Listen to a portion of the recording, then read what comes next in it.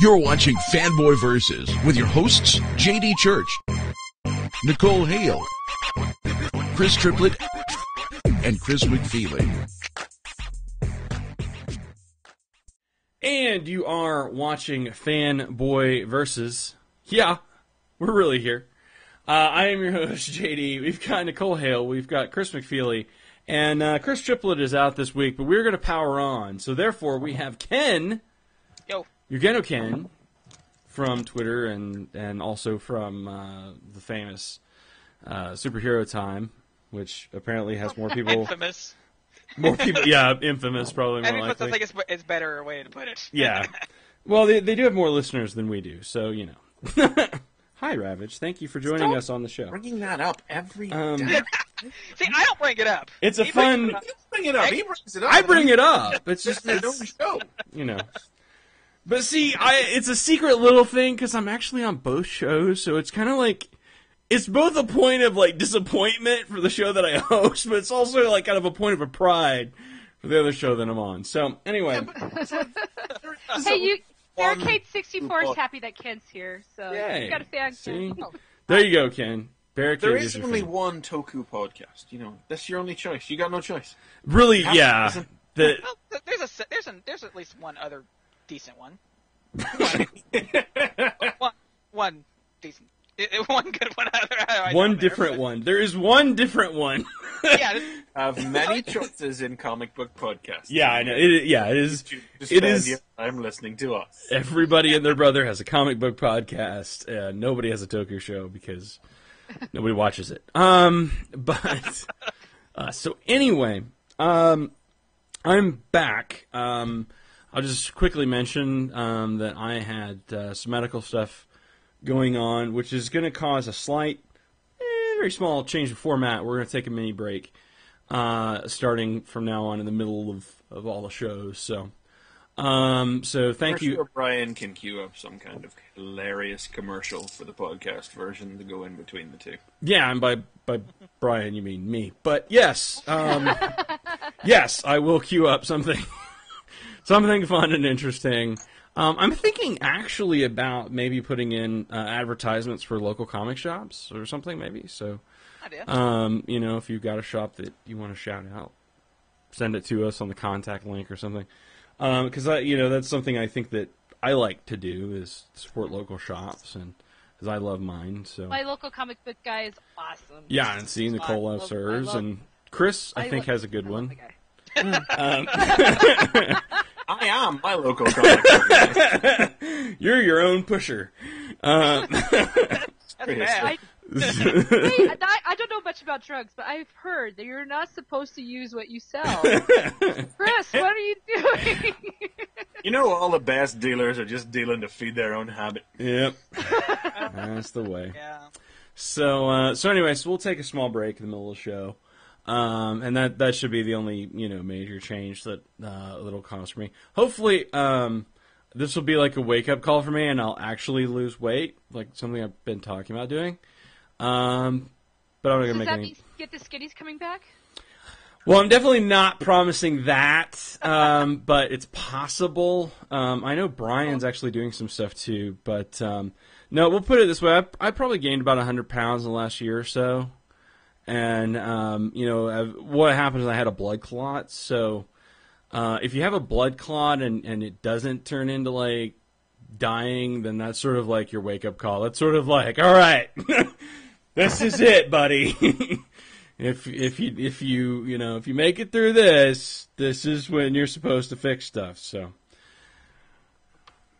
we'll see. Good luck with your new road to new life. I hope so. I did mention on Twitter the other day, maybe or Facebook or Twitter, that I saw a commercial for the Wendy's Baconator, which is like 2 patties of meat and like 8 pieces of bacon and cheese and stuff.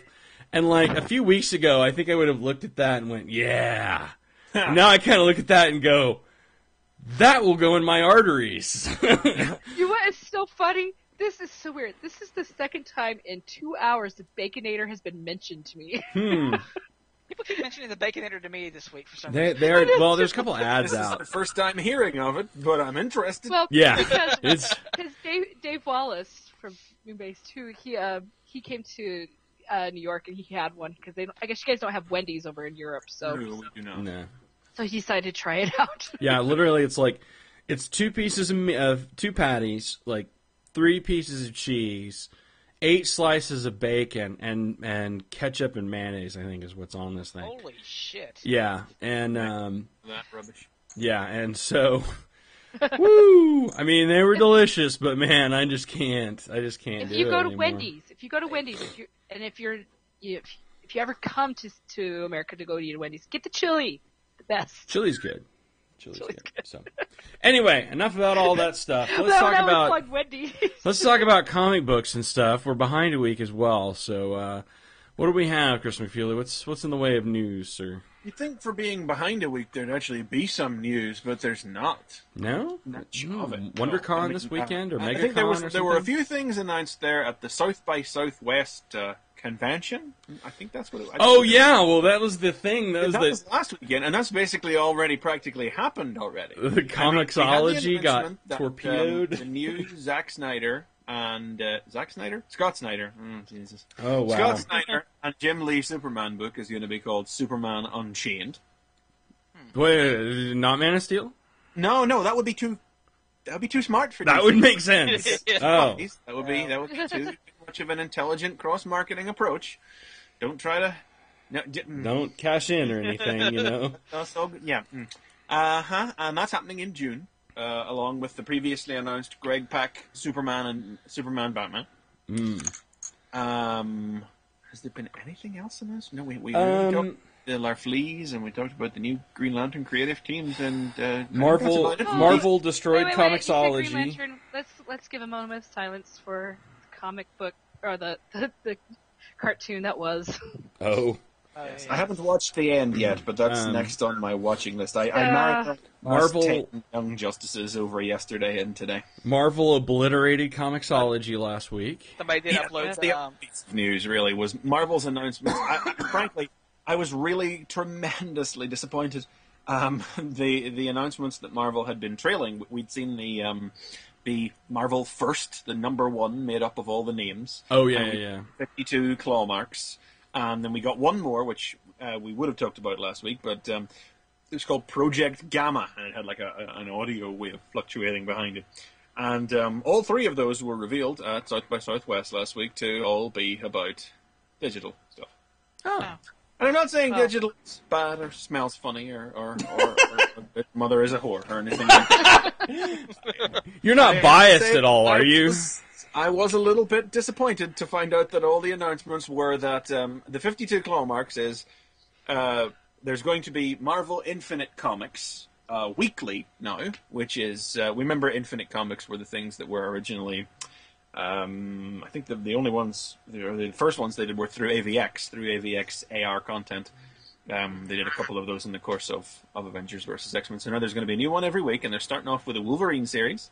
That's what the claw marks were about. And the Marvel First, the number 1, was that they were going to be... Well, no, do it in another order. The Project Gamma thing is that they're going to start adding sound effects and audio and music and things to their, I presume, their Infinite Comics. To create a more immersive experience. Just make cartoons, if that's what you want to make. And that the Marvel First thing was that they were going to offer over 700 free issues on Comixology. Now that piece of news was actually I think a camouflaged announcement that Marvel was planning to launch a DNS attack on Comixology servers. Yeah. Yeah. Okay. What started out as like a cool way to give away a bunch of free comics turned out to be a way to basically perform thermonuclear destruction on Comixology. I'm not sure if they were all number 1 issues or not.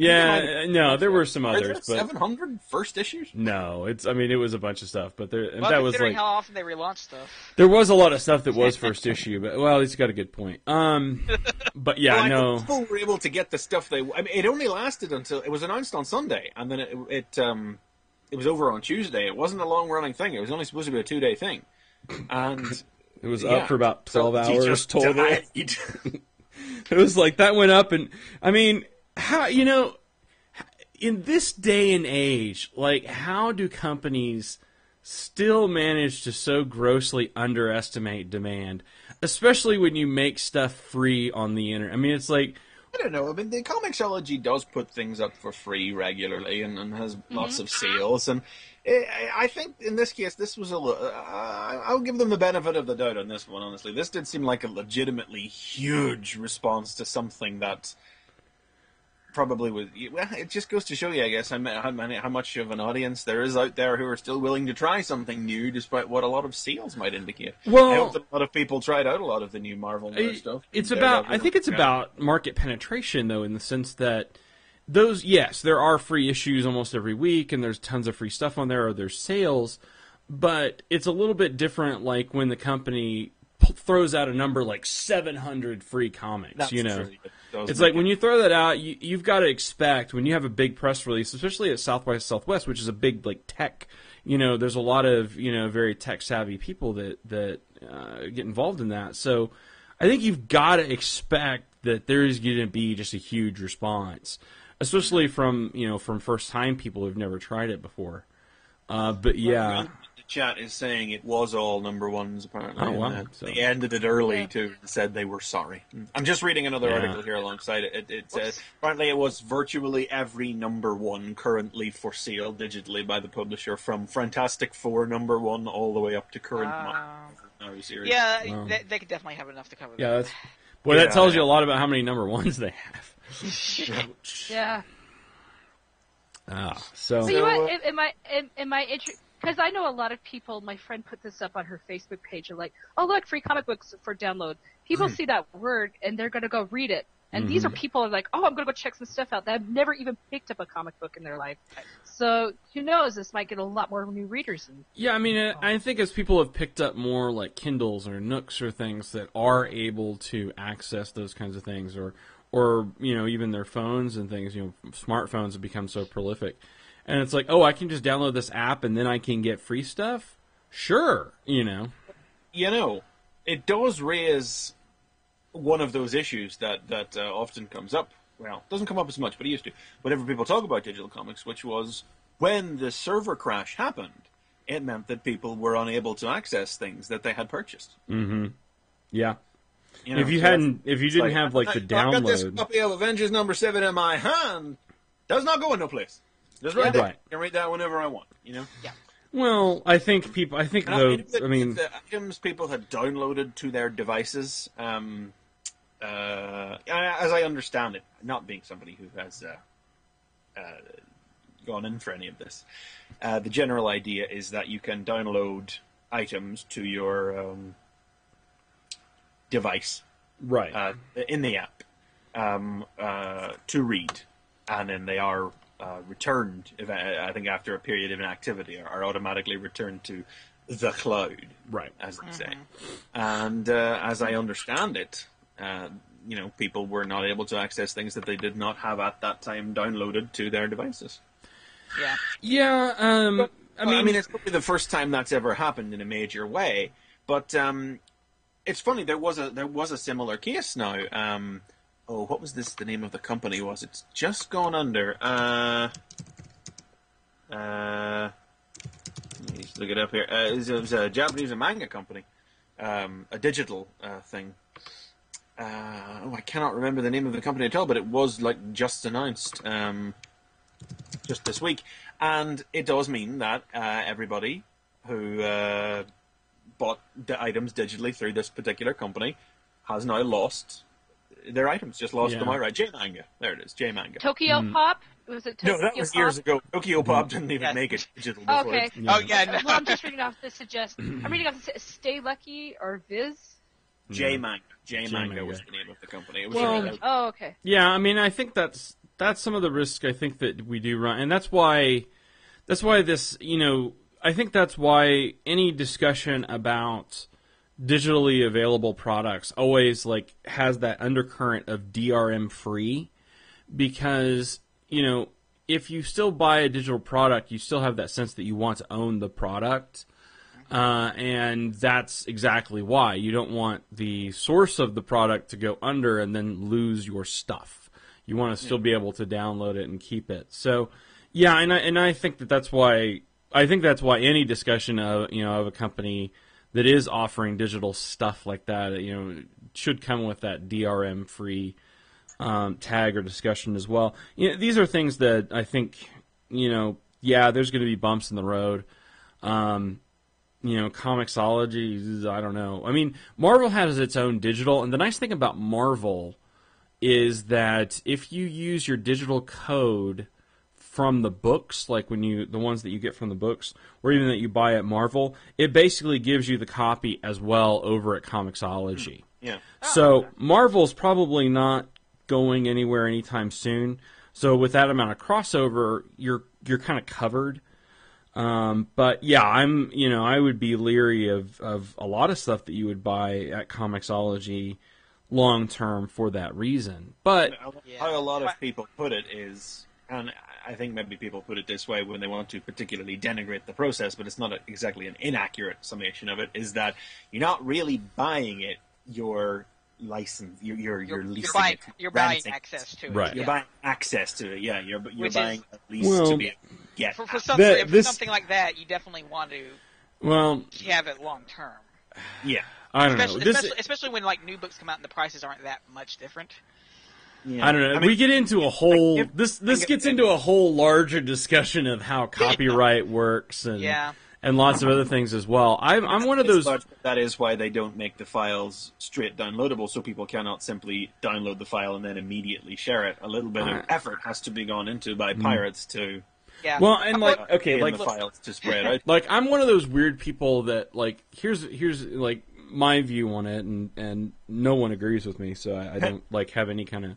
But it's like I don't like the concept of like loaning books for that reason, because it's like if someone created that product was meant to be sold to a person. So if you buy that product and then share it with everybody, then what amount the creator only got the value for what was sold for the original product. They're not getting, and that's what I'm saying. And so it's like, even if you loan a book to someone else, even though it's like, I buy a book and then I let you read it. Well, now, the creator only got money from me, but the other person still got the full value of the book. So if I pay $10 for a book and I let you read it, now the creator has lost $10. Bitch. Yeah. They've lost, or the company or whoever would get that money. So you're saying that the number one thing against creators is libraries. Yeah. Well, it's an outdated, to me, in this country, it's sort of an outdated concept, because libraries were sort of a way to provide, because books were so rare. I go to the library at least twice a week. Yes, and you're stealing. But you're a thief. But, I mean, digital comics are still like really, really young in their whole, in terms of being prolific at all.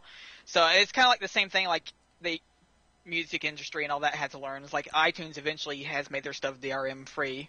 For the most part. Yeah. So, it's a learning process. Eventually something. The pricing, and that's what's happened to music. It's like part of it. The pricing had to come down to a point where you hit a break point where the cost of stealing the product becomes greater than the value of just downloading it. You know what I mean? It's like exactly. So it's like I can go here and pay $1 and get a song.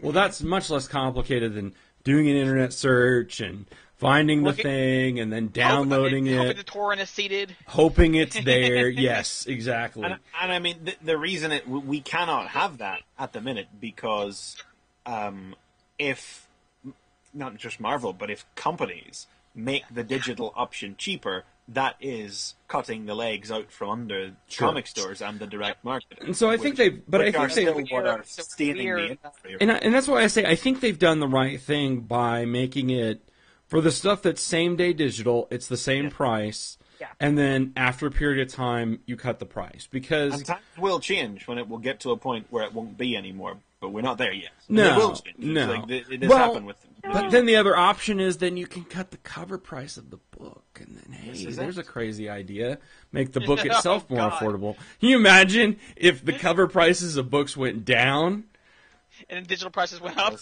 Well, I mean, no, but I'm saying like if like the comic book paper price went down, you know, to like a more reasonable thing. We've watched it balloon, you know, over the last couple of decades. But that would be crazy. Anyway, this is all supplementing. I mean, Gruffluck has made the point here in the chat that in the UK, an author gets something like 13p when a book is loaned from a library. Really? Yeah, but they don't get a percentage. Yeah, they don't necessarily get that here. I don't think. Well, that's America, where everything is about chatting everyone, not giving you anything. Yeah, and so whenever you get something up off the shelf, and that's not what the price was on the shelf. Why do you want more? God. Well, and that's what I don't. Well, yeah, but see, that's what I don't get. It's like some people are like, "Well, you're stealing music." It's like, yeah, but you loaned that book to somebody. Like, well, yeah, I own the book. No, you don't. You read the book. The value of a book is in the material that you read, right? You read it, therefore that was the price that you paid. That's like why all the digital book stuff. Anyway, it's a whole. I don't know. I apply a certain amount of value to a tangible product personally. But that's not what the product is. The book isn't the product. That is really very much at the heart of the argument over why digital things should be cheaper, because people do. Whether they do it willfully or not, they do ascribe greater value to possessing a physical copy of something than they do to the experience. And there is a good argument for that though, which is that if you are distributing it digitally, there's less of a chance, not great, but there's less of a chance that you're going to be able to freely share that material with other people. You know, you're more likely to keep your own digital material than you are to like share it. So if you the copy, absolutely, yes, I'm not going to. It's actively easier for me to hand a physical object to a friend instead of I'll put it in Dropbox, and then if you go into and put and then you can right, exactly, yes. I mean, you can do that, but that's not likely. People who file share are the people who actively go out there and make these things available are the dedicated, right. So that's why I say, if you buy a book, I think if you buy a physical book, I think that higher price, in some ways, should be compensating for the fact that you can then turn around and sell it. I mean, you buy a book for $10, then you turn around and turn it back in for $3, well, and someone else is going to buy it for more, but the original creator isn't going to get any more. You know what I mean? Like, that's the whole, 50%. Well, I don't this know. is not comic book themed at all, but this... But it's... the way, just when you're putting this forward, I want to ask you then, what is your opinion on the possibility of next-gen video game consoles not allowing second-hand games? I completely agree with that. I mean, I think that's exactly the thing. Now, again, I think the corresponding thing should be that the price of the games should go down. Because if you're going to say, okay, we're making it so that the games can't be resold. Okay, cool. Then drop your price because you're guaranteeing that you're not losing out in the second market.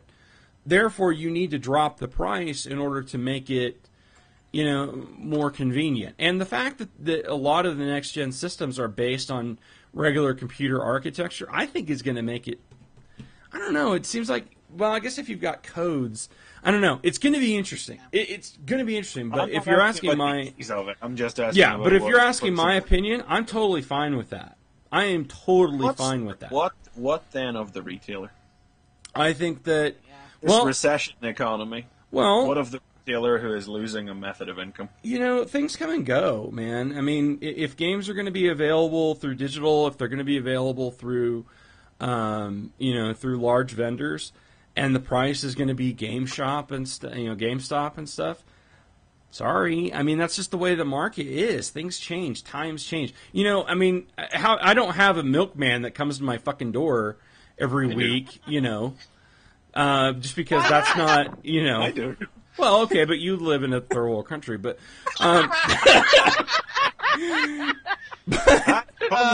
On his horse-drawn car, the butter and the bread as well.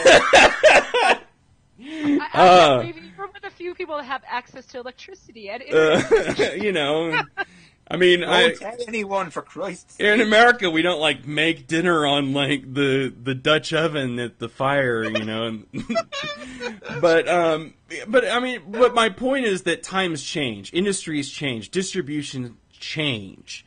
You know, on video games though, I think I could have sworn I read that was debunked for the PS4. Although I don't think anybody's. I think I had heard that the PS.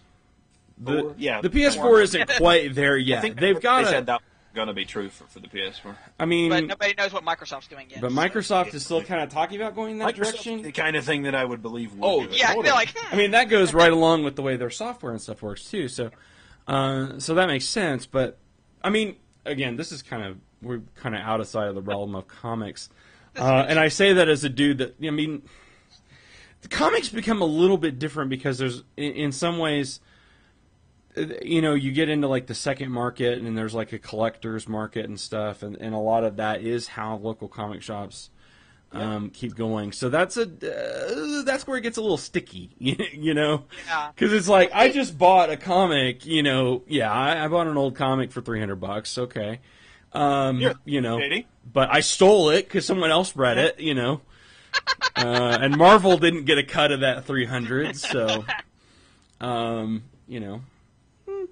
But then there is that collector's market. But it is a collector's market. Yeah. Well, But like I said, but you're a fan of Iron Man, so you're not just going to buy, you know, even though this is a used comic, you're going to buy other merchandise that has Iron Man on it. I tell you what, I'll send Marvel a check for the cover price, which is 12 cents. There you go. So Well, I will send them a check. Got a question for you then. So does that mean that comic book artists might have to get a little more creative with the way that they, I mean, what was it, Batman #5, where you had to actually turn the comic book around because he was like spiraling down? To kind of like block the digital?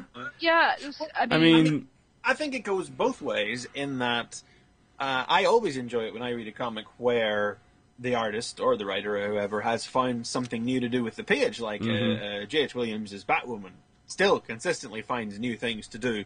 And I like it whenever they do things that are only possible because you're physically holding a copy, like Dr. Manhattan #4 just from a week or two ago. Yeah. I don't know how that works in digital. Yeah, because that's half about a third of the comics upside down and the two times flowing back and apart from one another. But at the same time, like digital as a platform, also, you know, just never mind any enthusiasm I have for the subject or not, it does need to realize that it is not beholden to a page that size. You know, right? It can't be whatever shape or size it needs to be, and if it can find ways to work around that, sure. You know, I mean, I have heard some people speak highly of the guided view that lets you move from panel to panel because it does it just leads you through the artwork instead of you having to figure it out or whatever. But that's because the artwork has been laid out in such a way as it would be on a page in front of you instead of on a screen or in sections. You know. Yeah, and I don't know. There are ways for them to do different things with the different mediums. Yeah, and I think Well, I think. Go ahead. I was just saying, like, going off of what McFeely said, like, with digital, you get the panel by panel, but, like, when you're actually reading a comic book and you come across that 2-page splash, that's one of the best things, and you open it up and, like, boom, right in your face, you're like, ah! Yeah, and that's really hard to do with an e-reader because you only get, like, half at once. It's like, it on its side. Or it's really small, and then you're trying to turn it, and, you know. So, I mean, I think the bigger tablets make that a little bit easier, but it's still something that does really go to highlight just what level of infancy digital is actually in. Correct. And how much it is secondary to and beholden to what the physical comics do. Yeah, I mean, physical comics are still... through that we can really talk about things changing, you know? And I think that's why there may be a little bit of this future in this, like, for digital comics, like these comics that are... I mean, it's not to say that comics made available to digital will go away, and that's not that that's bad, but I'm saying I think we'll see a little bit of this, like, crossover area where it's like you'll see comics that are produced for digital and be produced in such a way, and then maybe they'll be available in like a trade or something at some point. You know what I mean? But I don't know how the Marvel Infinite comics actually work, if they were different to an ordinary comic layout or anything. But I know that they were collected in print for the Avengers versus X-Men graphic novel collection. They did release print editions of them. So I mean, they're obviously still produced in such a way that they can be rendered in print, Yeah. And of course, DC collects nearly everything that I don't quite know if we're supposed to be running around flailing our arms over the news that Marvel's going to release a new digital comic every week. When I was like, I don't DC release like 6 or 8 a month. Yeah, digital they've been doing they have tons. so many things that they're releasing digital first, and are then, and that's they collect 2 issues of their digital first things into one paper collection, one print collection for $4. So that's like with kind of Smallville like and Arrow and all Smallville, Arrow, Little Gotham. What else is Beyond? there? Batman Beyond Unlimited, Batman Arkham Unhinged, Legends of the Dark Knight. There's like Superman coming up also. Yeah. Which that's another bit of news that we didn't talk about. No, the Orson Scott Card story. Yes, I'm so glad you remembered that. Number 1. We'll move off this digital shit. Yeah, okay. It's cool stuff. We can't resolve it on this show, but good discussion. It hasn't been pulled because DC have said no, but because the artist Chris Sprouse has pulled out of drawing the story, and now they don't have anybody to draw it. So it's not going to be in the first issue. Yeah. And you know what? The other story in the issue is going to be written by Jeff Parker, so I'm actually going to buy that now. I'm going to buy the print edition of that comic now, willfully and happily. And I will not buy issue 2, probably, because I don't care Superman very much. I'm just going to buy that, just to send them. I'm concerned and interested, though, because, in the sense, DC still hasn't really latched on to say, okay, we're going to cut him. But I think it would be interesting if there were enough artists to take a stand and say, yes, but I'm not going to work with him. I would say that story will probably never see print, because no artist in their right mind is going to want to touch it now. Yeah, who's going to be the scab that's going to take poison that? Chalice. Nobody is going to want that shit. Yeah. Nobody wants any of that. Unless there is some other, horrible homophobic bigot out there who is going to go, yes, Orson, I will draw your story. Yeah, it's going to be interesting to see, though. Like I said, if people are just intolerant, if they can find some scab to come in and do it, but man, yeah, I don't see that happen. Yeah, I don't see that happening. Yeah. In desperate times, people will do anything for a job. Yeah, there's a lot of starving artists out there. I don't want to they're like, can I do it under a pseudonym? The cost of having other jobs. Can I? I'll draw it, but can my name be like Arnold Guntherson or something? I would be surprised though if DC just sort of put it quietly, just not mention it ever again. Just they would be better to just pay off whatever his minimum contract is and just be I'm sure he's sorry. been paid for it already. Like he received the work, so I'm sure he's paid. It's just Yeah, I'm glad you mentioned that, because that was the one other thing that I did want to mention. So I'm kind of torn, because I'm still like, you guys were gonna put him on. It's not like they made the moral choice to not put him on the book. It's like the artist had to finally pull out to make it not happen. Yeah, but a statement is still made by my purchasing of it. So. Yeah, okay. So I might buy it, even though I don't like Superman. Prime Gundam notes in the chat, you underestimate douchebags, I see. Yeah. Well, yeah. Sad but true. It's possible. I mean, that's why I say it's, like Nicole said, they're starving people. It's like, can I be like Richardson?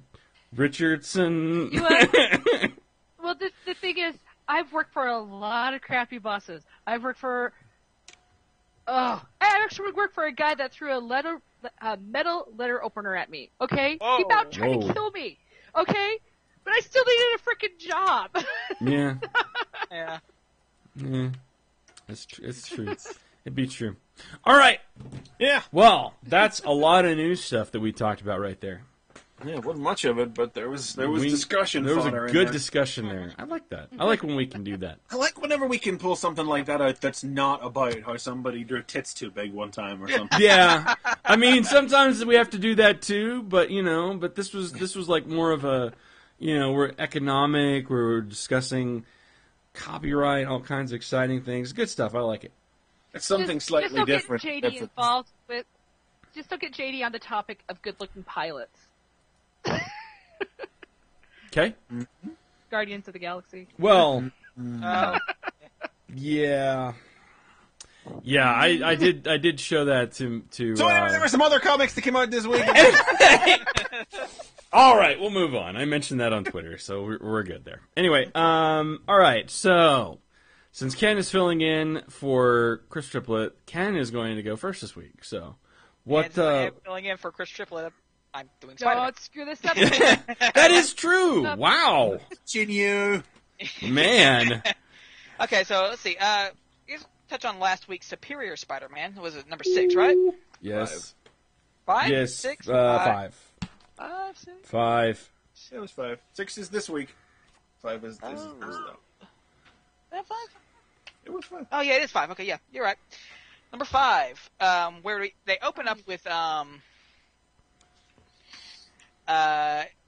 well, the place that massacred the previous issue was a McDonald's knockoff. And its CEO is... I looked at all these games. Was it McBurger or something? Yes. I forget Yeah. what exactly.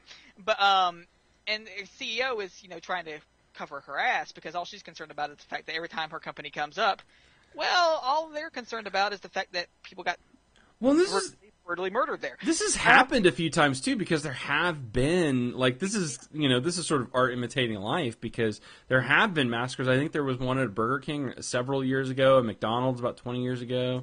So I mean, these are not unheard of things.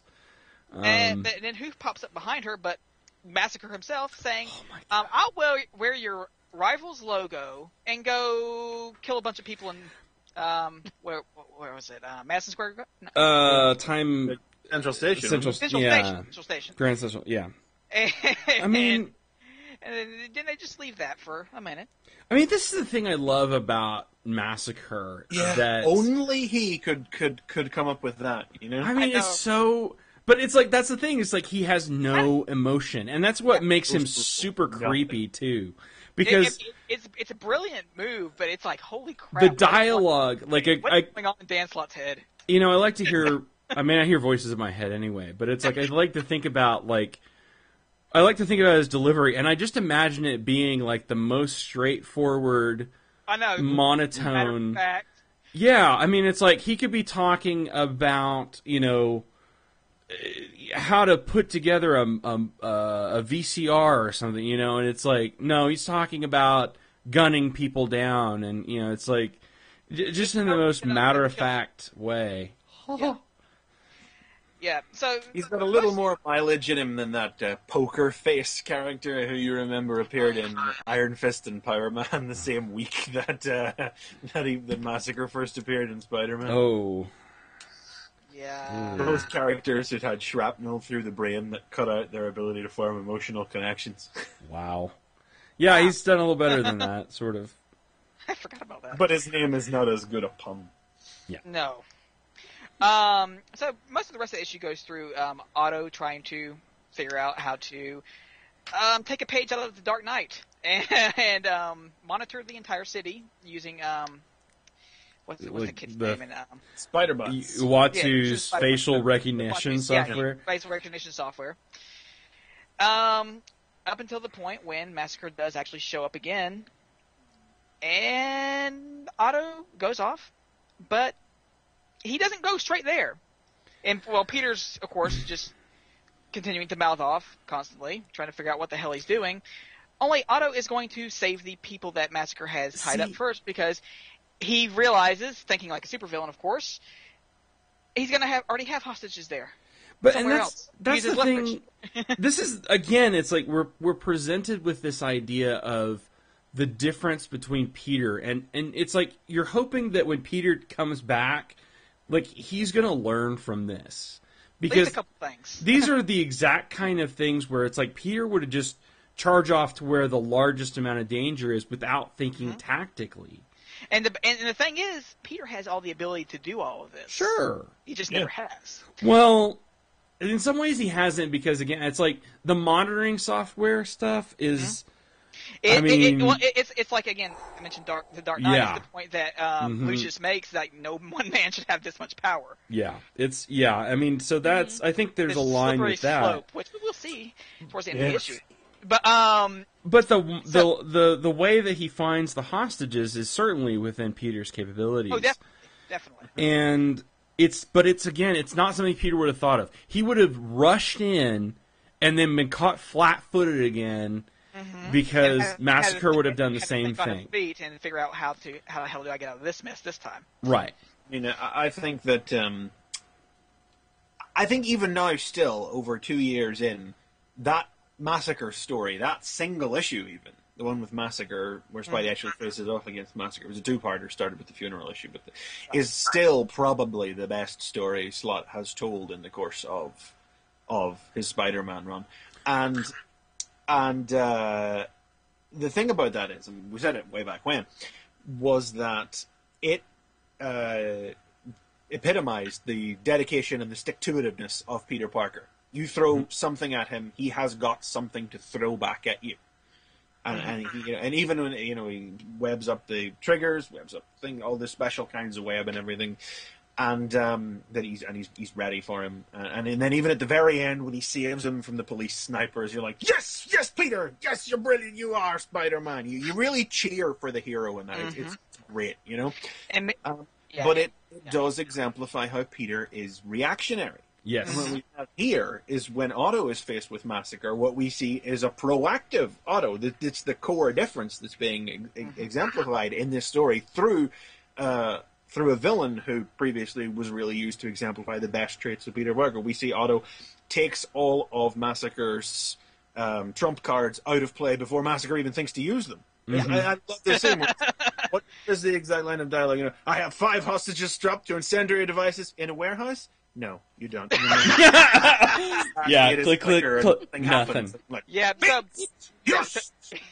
Yeah. So Peter goes to face off with him, and Massacre starts shooting everything up, including getting some people caught in the crossfire, with Peter, of course, going like, what the hell are you doing? I think we see another thing here, too, where, we're talking about a difference in terms of, like, ethical approach, between these two characters, where Otto is sort of taking a very utilitarian approach. Yeah. He's willing to sacrifice a few people in order to stop larger amounts of killing, where Peter's sort of approaching it from a very moral absolutist, where it's like, every life has to be saved or I have failed. Right. Thus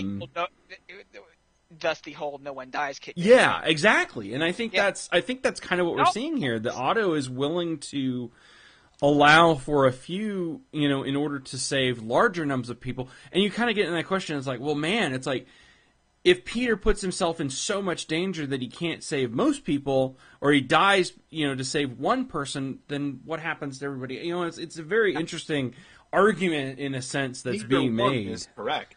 No, because you can't. Yeah.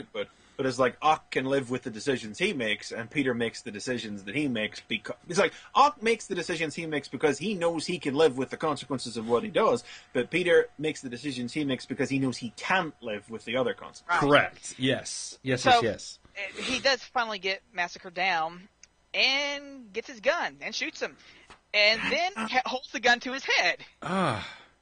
Man. And then asks everybody, what else should he do? Oh. And makes Massacre. Was it like, so many ways I've taken lives over the years. Firearms seem beneath me somehow. Yeah. There's finality. This would solve everything. And then, but I mean, he's legitimately torn here. Like, he doesn't want to kill this guy. Ock's never been a murderer. No. He thinks he's about that sort of thing, But he's seen this from the other side now, and he's seen what trying to actually fight for justice is like, and what some people do, and how he's given to like putting an end to things, And then the people tell him to shoot him, and bang. Yeah. But not before Massacre cries because he's afraid for his life. Oh, which was like, no. It's like Slott had to do that to you, too. It's like he had to, he had to turn this character around a little bit. I mean, show the potential that there could be redemption for the guy there, and then he's like, but not anymore. That killer will always be inside. Of course, the thing is, we don't see anything after the gunshot. No. Really, we see the the press. You see Jameson praising him, and then we cut back to the CEO of the fast food chain. It's like everybody's on his side. It's like it's all looking pretty good. It's like we as an audience are kind of shocked and horrified that Spider-Man has done this, but everyone's reaction, all the normal people's reaction, is like you can't honestly disagree with them either, because in the real world, if a cop takes out a guy with a gun in the middle of a train station, that cop is not really going to face much in the way of recrimination. No, I mean, he's a hero. So many people. Yeah, I mean, We just hold Spider-Man to this higher moral standard. Yes. But I was I imagine because the advertisement of some of the upcoming issues, so do some other heroes. Yes. Yeah, well, and that's... There is a comment towards that I want to make towards something else that came out this week. But first, the very last page is Otto having hacked into the CEO's everything, with all the spider bots swarming around her, say that she's going to have to answer for that. Which is like, again, it's like, this is a lead that... This is totally an Otto thing. Like, Peter never would have even considered to even... do not address people from big screens. Well, it's not even that. It's like, Peter would have stopped at stopping Massacre. He would have been like, okay, I've stopped Massacre. You know, he would have had him arrested and done, and that would have been it. Like, he wouldn't have even thought to trace back, well, you know, he acts for a reason, he acts out of money, who was, you know, what was the thought, what, you know, and like gone into, to even track this person down, you know, even if he had the means, much less to even do anything about it. So, I mean, here again, it's like Otto is actually, you know, even though the methodology is questioning, he's even seeking like a deeper form of justice than I think Peter would. It's like Peter would have stopped. You know, well, it's kind of that question of like, well, Batman or Spider-Man just always puts these people behind bars and they always get away. Mm-hmm. And then if he'd gone far enough, you could see him. He would have hopped on their windowsill, you know, knocked on the window, and just was like, "I'm watching you." Yeah, I know what you did, and that wasn't very nice. Can't do anything about it, but outside Thor's window, you know. Yeah. Meanwhile, Otto's like, "I just killed this guy. Yeah. You paid him. What do you think's going to happen to you?" This is like, to me, this is a little bit of like the turn. Like, this is where we're getting close to like, Otto has started to go too far, and like, this is where we're going to start to, and so this is the U-turn point, you know. Now, if he gets obviously kicked out of the Avengers, it makes sense. Yeah. It does make sense. Except for the fact that they do have people on the team that do kind of just Wolverine. Yeah, Hawkeye. Like Wolverine, the first issue of Wolverine this week, he just guts a guy, basically. And yeah, but he's Wolverine. But yeah. And nobody's probably going to make us think about that. But in this context, it makes sense. Peter's supposed to be the nice guy. Yes. It's just held to a different standard. Yeah, exactly. He's held to it. Yeah. So, I mean, it's like it comes to the end of this bit, he shoots Massacre, and like everyone is on his side, basically, and I'm like, you know, what you've done is an awful thing, but in the end, that is one killer that is off the streets. I'm like, I know that I hold Spidey to a standard, but I don't disagree with what these normal people are saying.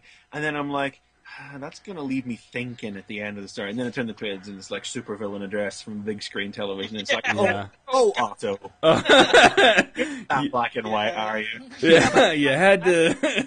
You're not that shades of gray, are you? There's no shades of, I'm just really interested to see how it's going to be handled in number 7 when they do have the Avengers show up. Because that's going to be interesting, I think. Especially with, I think the way that it's being done, it might end up seeing things we don't entirely expect. I'm interested. I don't really know what they're going to exactly do. I'm almost not as interested in their. I'm almost not as interested in their reaction as I am in Carly and Mary Jane's reaction to this. They are the ones who know. In particular, Carly. It might not be that the Avengers kick him out for, after all. Yeah, I mean, it could be something totally different. So. They don't like have an a example much of of a leg to stand on if they do. Yeah, You know? yeah. Because like I said, again, they have Wolverine on the team. They kill people all the time, you know. But there could be something. I mean, just like we saw in Avengers, you know, he's being kind of a prick to his teammates too. Yeah. So, you know. Spidey, stop eating cannonballs. You are fired, Spidey. All right, Spidey, you keep the eating problem- people's the problem lunches is out of the he ate- fridge. The problem is he ate Tony's lunch then. So Yeah, that would be was it. Tony took it for as long as it was anybody else's lunch, but then Spidey ate his lunch. That bitch was out of here. That's it. you know how much that caviar costs. You ate my sandwich. My turkey and dressing sandwich. Red Ross. Friends? Yeah. I Thank missed you. out on that one. Yeah. All right. And briefly, also Avenging Spider-Man number 18, I think, 17. Oh, I'm liking- Came out this week. Yeah. With, just briefly, him teaming up with Thor against Electro. And they do some very interesting things with Electro in this issue, I think. Because I always like when a writer acknowledges the fact that Electro is probably one of the most single powerful villains that Spider-Man has. And he spends most of the issue kicking the shit out of Thor. Yeah, he does. And I love anytime AIM gets involved, I always get a little giddy. I love AIM. I mean, they're just this is going to be fun. they're just, they're the oddest group. To me, they're like the oddest villain group, because it's like, okay, they're super scientists, but they're not like super scientists, and they're all like really smart, but they're not that smart. And Otto even notes in this issue, it's like, oh, they're brilliant, no, of course I'm better. But Right, yeah, exactly. That's what I mean, because it's like, if any one of them were smarter, they would be like their own villain. Mm-hmm. So it's like a group of scientists that are just not quite smart enough or tactical enough to be like their own supervillain. Sometimes, you know. You know. This issue also continues the thing where Otto is planning something, and you start to see more roots of it. Oh man, I'm like, well, like to me. There's still a question from that first Avenging issue Yost did of because every issue has a last page stinger. Mm-hmm. Yeah, and you can. Don't know quite yet what that first one's going to lead to. I think Yost is sort of building maybe to a little bit of maybe even post Otto, you know, because you can see, you know, Doc is like planning for the future a little bit. So, not that he's not going to be Spider-Man, but he's definitely doing something. You know, it's like moving forward here. What I have to say is that I really don't want Otto to die. No. I don't. I I like Ultimately, Spider-Man. he's got to go somewhere once Peter comes back, and his body is dead. So, you got the Jackal in there. Yeah. Right. I'm like, yeah, get on with that. Just Yeah. feel like it should probably be in a prison somewhere. And the funny thing is, that's such a simple solution too. That Yeah. I can definitely see it happening. Oh man. Yeah, and get classic Otto back. Oh. Yeah. I like it. They'd probably clone him with a big gut and everything as well. Oh yeah, you make him big fatty again. Like, you know, Zeichner tuning his body. Can you give me a six pack this time? Yeah. Wow. Which, Total- you know, and again, it's like I was ripped in it. Give me with that. so excellent. Cool. Yeah. Yeah. I mean, you really. I can't recommend more that you pick up Avenging. Like if you're liking Superior Spider-Man.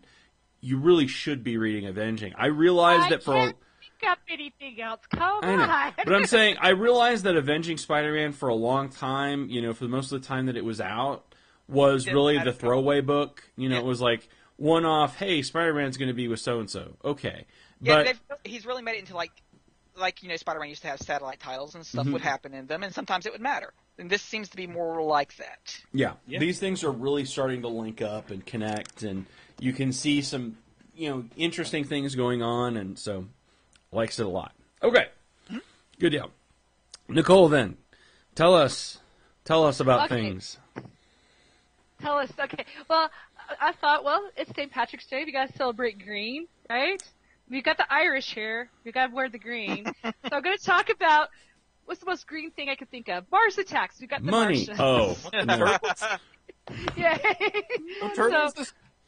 No turtles didn't come out this week, or I probably would be talking to It's like a missed opportunity. I know. The thing is, before I even get started, if we were to do a best of show, this right now, this would be my favorite cover of the year. You got to see this cover. Now look at that. I can't see it. Oh. Frozen. It's Frozen. Basically, it's the story of these two. It's the issue Martian... number so people can look it up if it's not working Oh, on me. I'm sorry. I apologize. Issue number 8, a cover A. They only have one cover and the retail incentive, so it's awesome. It has the Martian. Oh dear. Yeah, I love it. It's I think this was supposed to come out last month for Valentine's Day. You would think. Yeah. It has the Martian Blix. I think that's how you say his name. Blix. Name? Yeah. Yeah, but a bunch of these Martians do have names, and so you get to know them. And you have the gangster next to him, and he is Ray Delvaco. And it's kind of a fitting little cover because this one certain Martian, Blix, Marshall, he's kind of seeing the goodness of humans. He sees, oh look, they're having fun with families, they're having fun eating ice cream and just going out. He's starting to turn to, oh, there's a good part of humanity.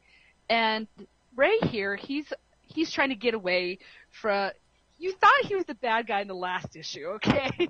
But he's trying to get away from the people that are causing death and commotion from against these Martians. So they're kind of teaming up together, trying to do the buddy thing and be the heroes.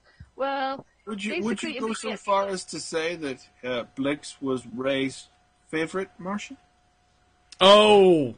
Oh! That's a cover parody. Somebody do it. IDW, you can have that. Oh! Man. Whatever. It's a punchline. Make use of it. Somebody. They haven't. I don't think they have used that yet. They're saving obviously for the end of year event. Mm-hmm. That would be awesome. I mean, they had their big event at the beginning of the year with There's Mars a Attacks. crossover for you. Mars Attacks. They're going around and they're trying to, and they're starting to like each other. No. I'll never find out what became of Never know. There's a lot of blood. You dropped it. We lost you for just a You second. dropped out, Nicole, and what we heard was they're starting to Blood. They're starting to blood. It's a good transition. flipping the channels on the TV. Yeah. Well, they're starting to go. They're starting to go against the gangsters that were against Ray, and they're starting to go against the Martians that were doing harm against humanity. So there's a lot of blood. Okay, in the panel. It's kind of like Thelma and Louise with a Martian. It kind of is. It's a really good buddy comic, and even if you've never read any of the Mars Attacks, here's a good issue because they kind of explain in small detail what's going on, what's happened in the past with these two. But then the one guy, oh, this is kind of going to be a spoiler, but I need to tell you guys about it. The one guy you thought was the good guy from the previous 7 issues, who's making all these communication devices and all these other experiments to help the humans and the Martians come together. He's the bad guy. And basically he said, because of these two are so bonded together, there's a communication device that helps them understand each other. And so he decides to tweak this communication, the bad guy. I can't remember. He's got a Russian name. It's always a Russian name, right? Isn't it? Vladimir. Yeah. Ivan. And so... Ivan. Igor. Igor. It's one of those 4. Come on. Alexei. It's a comic, and he's Russian. Yeah. But he decides to tweak the translation device into the opposite of what Ray's saying. Do not run from us. We are your friends. Yeah, exactly. So Ray's saying, he's communicating with these other Martians saying, Blix is a great guy. He's doing all this. And they're pretty much saying, no, you guys are going to die. And basically it just ends in tragedy at the end. And it's just really sad. You're like, oh, I wanted to see these two keep on going together on these adventures and doing good for humanity and Martian kind. You're like, This is Mars Attacks. It's got to be. There's got to be death and hijinks. I mean, what? Horrible. I'm not kidding. This is, again, IDW. This is another IDW wonderful comic. I just love every month. I look forward to it. And like I said, go look at the cover. It's just, the cover alone. That's amazing stuff. IDW really lately in the past year, so it's like they've really taken the ball of being the license company and ran with it. Yeah. Mm-hmm. Oh, yeah. Well, Yeah. Like the other one that I was thinking about recommending was the Ghostbusters, the new Ghostbusters again. Awesome. Again, you're just like, I love these comics. IDW, you're amazing me. So, it's good stuff. there you go. So, cool. All right. Well, we are going to take a quick break, and then we will be right back. You know, Robin, quite often people choke on a piece of food they're eating. Right. What can you do for them? Well, if I were choking, you'd stand behind me, wrap your arms around my waist, then make a fist with one of your hands and put it against my abdomen with your thumb against my body, slightly below my rib cage. Grab your fist and press in and upward. You might have to press and push up more than once. Try it again. It's important to get it right. Someone's life may depend on it. All right, and we are back. So I will begin the second half with a small story, which is that I'm going to be talking about a couple of the Batman Requiem. For the first time this weekend, I actually went back and read A Death in the Family. I'd never read it before. And also, what is the Crying, Lying, Dying, the Tim Drake introduction. Whatever that weird title is. I thought you were about to say the Crying Game for a second. I was like, no, not the Crying Game. That's a different Batman title. Oh my gosh. That's what is that title? Make it happen. Chris, do you remember? Something about crying, lying, or dying. Those words are in there, and it's all with Tim Drake's introduction. Try not to cry. Cry a lot. Right. So anyway, so I read those two back to back because they're in the trade together with those, and I knew that would be like kind of a setup for this because again, it's like we have another Death of a Robin, and so the two that I read that I'll just mention briefly was Batman and Robin. So I'll start with Batman. Batman was actually like this oddly similar sort of mirror universe version of the Tim Drake introduction, really. I mean, it's basically that Tim Drake introduction smashed down and done in a different direction because we see, again, it seems very, very likely that they are grooming this, I always forget her name because it's so... Harper Row. I love it. I just always forget it for some reason. But it does seem like they're sort of grooming her to become the next Robin. And she basically makes a similar argument as what happens in the Tim Drake introduction, which is that Batman's beating the crap out of everybody and losing his edge, and he's going to get himself killed unless he calms the fuck down. And, Tim's answer was that he needs a Robin. Harper's answer is just like, calm the fuck down. And she's going to go out and help him. I like that answer, though. To do that. And even Bruce has this like great response in the middle of it. He's like, "What? You think I'm going to take you back to my house and show you who I am and give you all my stuff?" Because that's exactly what happened with Tim. Yeah. And she's like, "No, I don't fucking care who you are. I don't want to know who you are. You're a symbol to me." No, she's like, "You're a symbol to me and this city. Yeah. And I need you to be alive. If you're not alive, then that all falls apart." Not get yourself killed in your grief. Yeah, again. So I don't know what's happened. I don't know why you're freaking out, but just calm the fuck down. And then there's like a postscript where she actually goes to Bruce Wayne to say, "Look, you got to help Batman because he's got to calm the fuck down." Oh, well. And so, awkward. And Batman kind of comes around to meet up with her at the end, and he kind of apologizes for breaking her nose because he punches her in the face. Oh, good. Yeah. Wow. And she basically lights up Wayne Tower. She has Mr. Wayne light up Wayne Tower with a word, which is resolved, but of course all you can see is the R in the windows. Yeah. Nice try. Yeah, but he buys it. I mean, he definitely he gets it, and he seems to really connect with her in the sense that, that he appreciates obviously what she's done, and he's going to calm the fuck down. Right. So it ends up being a really interesting issue. It's again where it's like we get a Harper focus like after an event, because I think the last time we had a Harper focus was that after Court of Owls? I think that's what it was. So it seems it's well timed. I mean, it's time to see Harper again, I guess, but it had a few moments, especially because it rang so much to that Tim Drake introduction, that sort of got me, but it wasn't like really heart-wrenching. It was more like, again, that word resolve, I think, really spoke well for the theme of the entire book, which was that, it's like, okay, we will carry on from this, as well. However, the book that will rip your heart out and kill you and you will cry forever is I don't need to cry anymore this week. Oh my God! Well, I even got choked up reading A Death in the Family. I was surprised. I was like, man, it wasn't for Jason Todd because he's a tool, but it more was for Batman, because it was just like Well, it's like with The Death in the Family. You already know Jason gets beaten to death with a crowbar, gets blown up.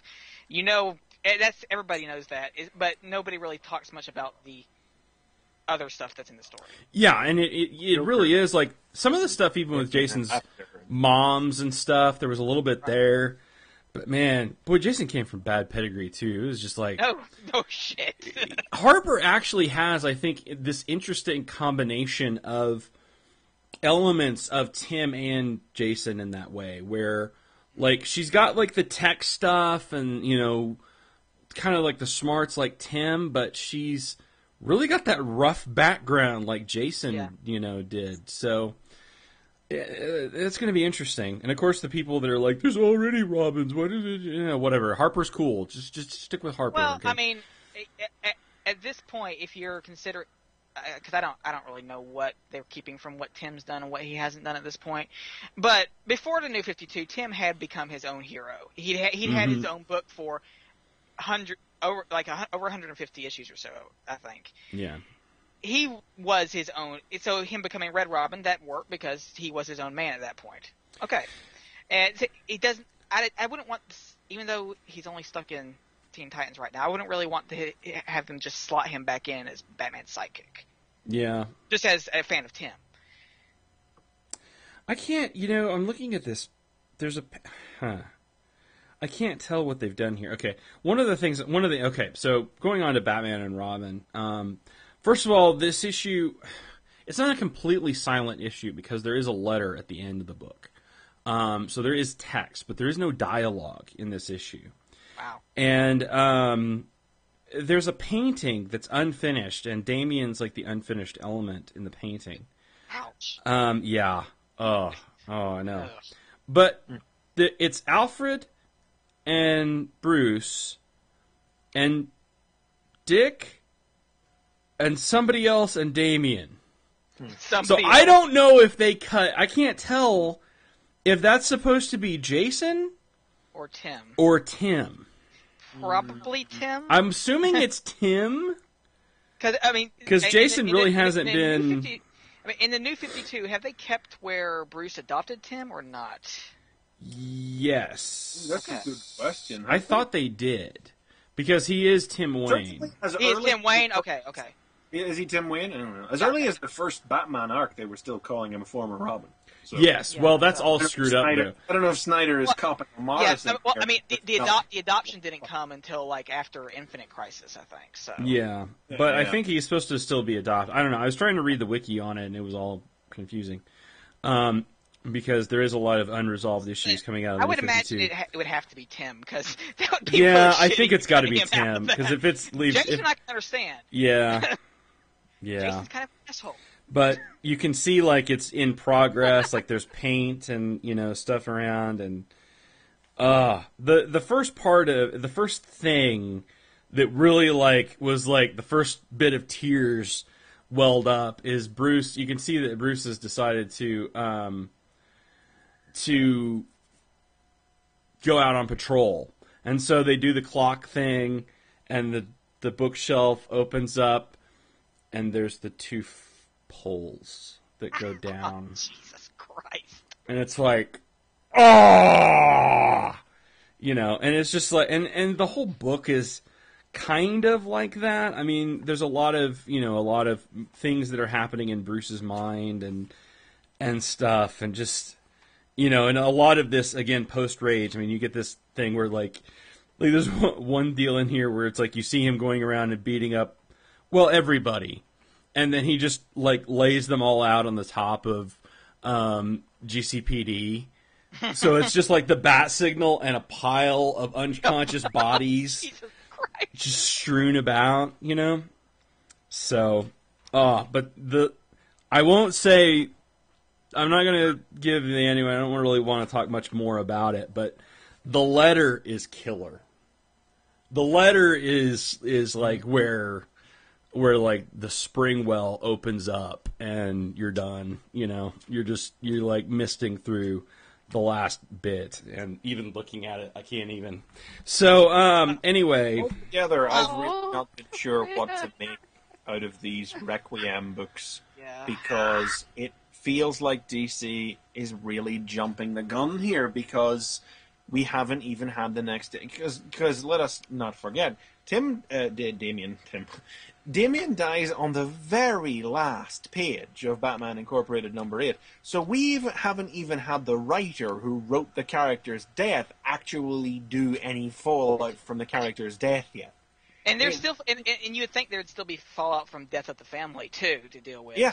I mean, we've really gone straight onto this, and never mind all the other stuff. And it's like we have to pretend that that's the only thing happening in Batman Incorporated instead of all the other stuff that's going on there as well. Nobody is talking about. And it's like many books. Besides Batman and Batman and Robin. It does feel like it's a little too.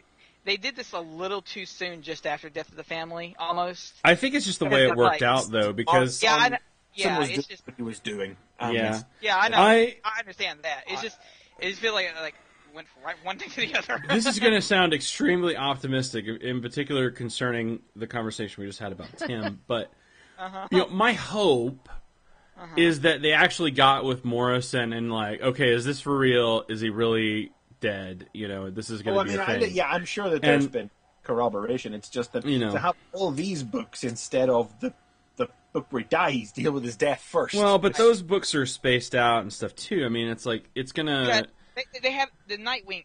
There's a Nightwing issue for this, right? Yeah. Also? Everybody's got. Come out yet. Even right? World's Finest touched on it.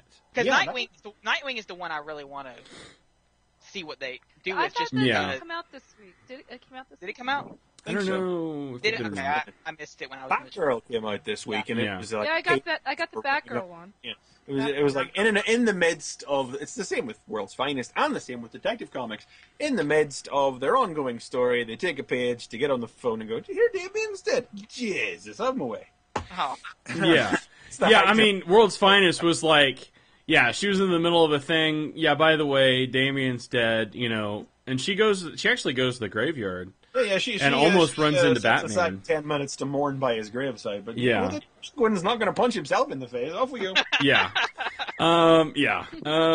So I mean, it's a little sad too, because at least with in her case, they were actually alternate dimension biological siblings. At least half siblings. So it's like, I like did with that with World's Finest. I like. That was good. World's Finest is like, so there's bits that I really love, and then there's bits that it's like, what is going on? Why can't you do better? Like, do more like these other bits that are good. Can we get rid of Power Girl out of this book? That would make this fine. Like, the Huntress stuff out of World's Finest has been great.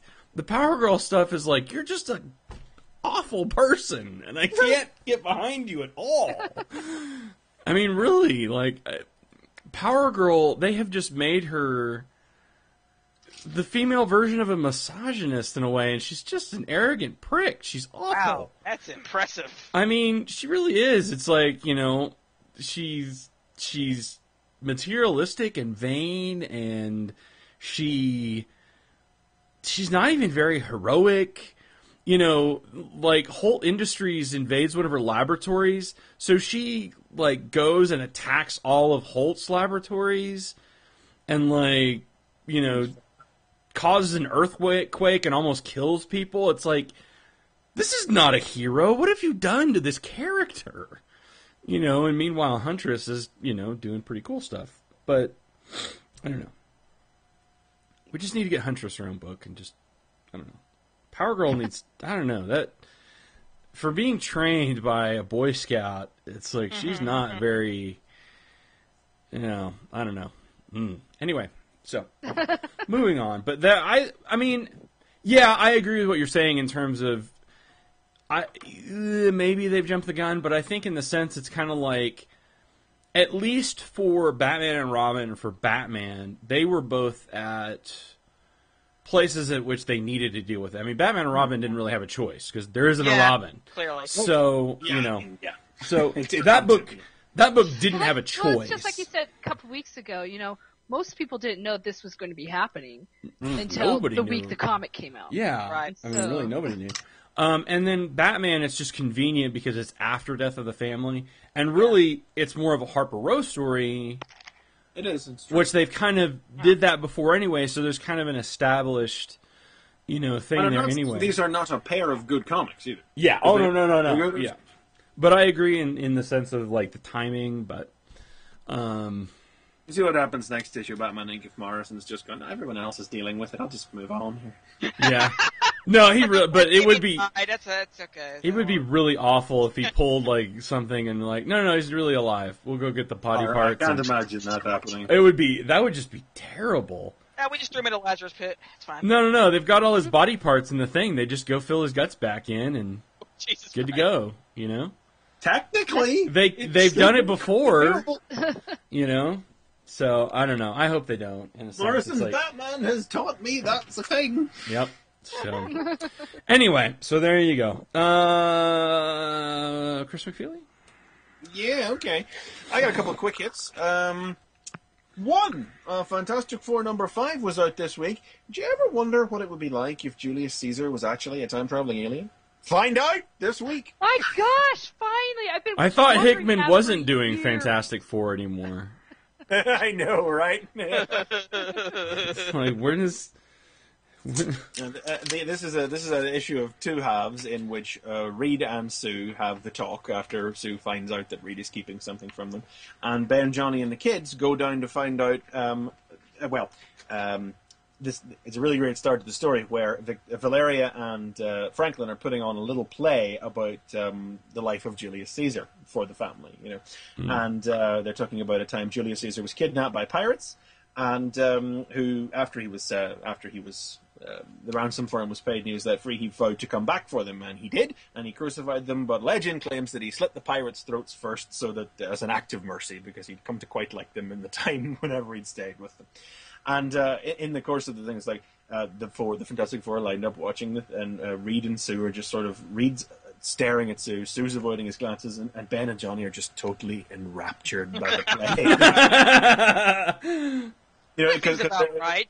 And then Valeria is like, darn if he didn't deliver them 50 silver talents just as he said he would, and so we freed the scurvy dog who promised us he would be back, you know. And then it's like, first he slit their bloody throats as an act of mercy because he kind of liked the pirates. The end.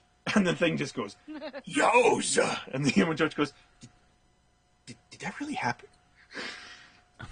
So they go back in time to ancient Rome to find out if that really happened. Oh my god. And what do you know? Turns out Julius Caesar was a time-traveling alien. Oh, well. Oh. Okay. He's the doctor? Well, no. Julius Caesar was a real guy, and a time-traveling alien actually possessed his body and animated him long after his actual death to ensure that the death history claimed he had could come to pass. Wow. I know, right? I know! That is... Wow. I don't expect this stuff out of Fraction, honestly. No, Fraction is doing wacky stuff. That's exactly why I said it's like, did Hickman? I thought he was not doing. You know. I know. Another book that's really annoying me is Avengers Arena, and it's really annoying me because it's It's annoying me with how good it is. Oh, damn it! I was afraid you were going to say that. No, yeah, it's kind of getting on my wick. I mean, it's not groundbreaking or anything, but first of all, this is issue 6, okay? Nobody has died since issue 2. First of all, it's not about killing somebody every issue. We had Metal died in the first issue. I'm still pissed. Metal is dead. And then we had Red Raven die at the very start of the second issue. Nobody cares. Nobody ever gave a fuck about Red Raven, and she killed herself anyway, colliding off a force field, trying to fly away. Nobody cares. It doesn't matter. Nobody has died since then. This issue features the first death perpetrated by one of the kids killing another one of the kids for the purposes of the story. It is game on with this issue. But I probably shouldn't have said that, because what I'm going to say, I'm not going to tell you who it is, but anybody who's reading the book and hasn't read this issue, last issue gave us a spotlight on one of the new characters from the Braddock Academy, and made me hate him so much that I was going to actively look forward to his death. Motherfucker's head clean off his shoulders. And I'm like, hooray! And it's kind of annoying me in that regard, That's about all I have to say. It's like, the Braddock Academy kids are quite interesting, to be fair. You've got, there's Kid Britain, who's the head of them all, powers based on confidence, a young teenage alternate reality version of Captain Britain. There is, and he's been notionally boyfriend of this other character, Apex, but he's really, who seems quite nice up until now, but who has secretly been banging this Atlantean girl, Nara, on the side. All three of them, total dicks. Seriously. Massive. You wouldn't even believe. I will actively look forward to each of their deaths. Except, in this, at the end of last issue, Nara gets blasted off a cliff by Deathlockette. And Apex says to leave her, because she's an Atlantean, she'll survive the crash into the river below, and she's not sharing Kid Britain anymore. And in the course of this issue, Nara, with the other two characters, Colin Bloodstone, who is like, we know Elsa Bloodstone from Legion of Monsters most recently, also a member of Next Wave, the British monster hunter chick. And that he's a relative of hers. And Anachronism is this other character. Aiden's his real name. He is a young, fat, ginger gamer nerd whose body is possessed by the powers of an ancient Celtic warlord. So he's big, battle axe type kind of guy. Oh, wow. And honestly, this is the funny thing. I could have sworn up until now that Aiden and Cullen were gay with each other, but it turns out they're not. Oh. I think I turned into Tumblr. Wow. I just honestly assumed, based on the way they were talking to one another, that they were gay. But I think, so now in the course of this, we have Aiden being interested in Nara, and so now I'm thinking maybe it's just Cullen that's gay, and he's interested in Aiden, but Aiden is not gay. So I don't know where it's going to go, so that's got me. I'm liking that. But I really was turned around on Nara as well, because in the last issue I thought she was just being an arrogant bitch. But in the course of this, I realized she's really just being an Atlantean. Because I've never look at Namor. Atlantean. Yeah. In Marvel, and she's just quite matter of fact and straightforward in her.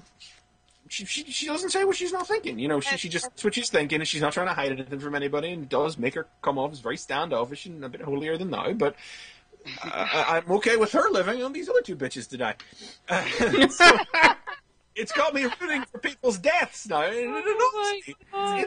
It's honestly, it's a book that but as soon as they kill one of the runaways, I will lose my shit. So we'll just where it goes, I'm not looking forward to. Yeah. I mean, as of right now. Sorry? What comic is this? This is Avengers Arena. What comic is this? Avengers Arena. Oh, okay. Yeah. I mean, as of right now, they keep a little checklist in the front. We have lost Red Raven and Metal, and we've lost another character as of this issue, not telling you who it is. Darkhawk is a question mark, because his amulet was removed from him, and it is now held by Chase from the Runaways. I don't know what's going to happen there. And I'm also very worried for Justin. Justin and his Sentinel, you'll remember from Avengers Academy. Yes, he is missing. His Sentinel was attacked, and he is missing currently. But we know that a cover from a few issues down the line has shown Nico from Runaways fighting the Sentinel, so I know I still get a few more months of them anyway, so it's all good. Oh, Okay. God. Wow. Yeah. This book makes me, like, I'm not reading it just because it, like, I want to just ignore it and hope for the best, almost. Yeah. But it is a book that it annoys me because it's quite well written and it's got good art, and I'm like, I don't want to hear that. characters to live that I know are going to die, and you've created me. And I was like, I figured, I hate this person. They are probably going to live forever. Yeah, they're gonna make it all the way. And then it is like, whop. And I'm like, I won't miss you. You're getting me on your side, book. Yeah, so this might be one I think for people who are on the fence about it to check out in the first trade, because I would presume the first trade will go up to this issue maybe. It's kind of a cliffhangery ending, but I don't think the next issue follows on directly from this, because I think the next issue is an arcade issue to really show us how things came to this. So it might go up to this point. You might be surprised by Avengers Arena. I'm not saying I'm not still pissed off that Metal is dead or anything, because I am. Right, yeah, I mean, you know. Give up on the book or didn't try it out because you were worried about that, you might be surprised. You honestly might. I might check it out next time I go back. Yeah, so I talked about that a little longer than I planned to, so I'm just going to talk briefly about Avengers number 7 as well. This is from last week. Yeah. Okay, because you have to explain if any of this stuff makes any sense at the beginning of this book, because I don't know what the hell. I have to be honest, it actually doesn't make any sense to me, but I am given to understand that the imagery we see here of some kind of alien station in the space between realities is from Warren Ellis's New Universal, which was a series from a couple of years back, which never finished because Warren Ellis, which was about a modern reworking of the New Universe characters and setting and everything. So Hickman's pulling from both the original New Universe and Ellis's reimagining. Wow. In particular, this scene of when we actually, I mean, the issue begins aside from seeing this strange blue. I don't know if this is supposed to be the structure is collapsing. All these aliens keep saying. I mean, we know the machine is broken. This is what we have been told by Captain Universe and Nightmask. That something is wrong. Something forces beyond creation are causing a breakdown of the natural order of things that are going to lead to something. And this is the did we talk about? No, we didn't really talk about it. No, we did talk about Avengers number 6, didn't we? Because we were talking about it was by spitting cannonballs of food. No. Yeah. So I mean, New Universe was a Marvel imprint in the 80s. Headed up by Jim Shooter, which was supposed to be about how the real world, no hidden races of gods or mutants or anything, just totally the real world into which superhumanity suddenly came to be as a result of an event called the White Event. And suddenly there were these super beings were born into it. Now Hickman has repurposed the idea of that as an event which creates heralds and heroes to guard the world in question against some encroaching threat. So that's what we've got happening here. And at the very start of this issue, the White Event occurs. And this repeated refrain of the White Event, the White Event, the White Event, the White Event. That's from Ellis's New Universal as well. What surprised me, though, was that this panel of Hawkeye and Thor shielding their faces from the light is from the first issue of Avengers. Because we remember how the first issue of Avengers began with that list of events that happened prior. Yeah. And happened after. Now, I figured, it does mean we misread and lost some of the poetry of that opening, where the nature of it, like the first event in the future from where that issue began, that we saw was the White Event, or the Light, as it was called at the time. It happened before the Light. And then I don't remember what the other two were, but it happened before something else, and it happened before something else. And a logical reading of that to me was that the Light was the furthest thing away, and then each of the two things after that were closer. You know, like it was counting backwards from the light. It happened before this, but it also happened before this and before this. You know, just like right. Yeah. It turns out that in this issue that the light is actually the first thing that is happening in that. So we've still got these two big events that we're counting towards. So with that explanation out of the way, the actual structure of this issue sees us jumping back and forth between the Avengers and a university campus somewhere, where we see various people. We see a little couple talking about getting married. We see someone with a nifty TARDIS phone cover talking about his important work in the lab. We see a really smart guy standing up and just talking in class. How do you know he's smart? Does he wear glasses? No, he's big words. Yeah, Big words. And we see a kind of like jock guy bragging about knocking somebody out. And over the course of the issue, like the first thing I think is, oh, okay, so these are the characters. First of all, I think, what's the significance of these characters? right. Whenever Night Mask and Captain Universe are in the other cuts are explaining all this to the Avengers, they say there are others. There's supposed to be a Justice, a Cypher, a Starbrand, a Spitfire, and these are all New Universe titles: Justice Inc., Starbrand, E7, Spitfire, the Spitfires. These were all real. So I think, oh, okay, so these characters are the ones who are going to become all the New Universe characters. And then we find out that this university is just where the Starbrand is going to come from. So then you think, oh, okay, so it's going to be one of these guys. Oh, which one is it going to be? And then this comic just comes slap you down at the end. Yeah, oh, and God. just like, you thought, what? Yeah. You was wrong. It is a masterclass of Like misdirection. I was talking about in the pre-show, I completely overlooked. Don't utterly. Don't even want to tell I people. overlooked it. I overlooked it. What What it is, I overlooked it. As you should have. Right there, it is. You have nobody's fault. But it's nobody's fault but your own for not seeing it. It is right there. It's actually like there's direct interaction more than once. It's right there in the foreground, in the middle ground, in the background. But you're always looking somewhere else. And it even, going forward, it's even going to play into that. Yeah. And I'm like, oh, Hickman, you wicked bitch. Oh, yeah. Oh, yeah. See, this is the kind of thing I'm here for. Yeah, this is what I was hoping for with. Yeah. And also, because it's not a self-contained issue or anything. It very much follows on from where it's going, and it does totally end on a cliffhanger. But it's also kind of a self-contained issue. It's kind of hard to describe. It is like an experiment in misdirection in the span of 20 pages. Yeah, it's brilliant. But it's part of something else as well. It is, and I mean, I've seen very divisive opinions of this.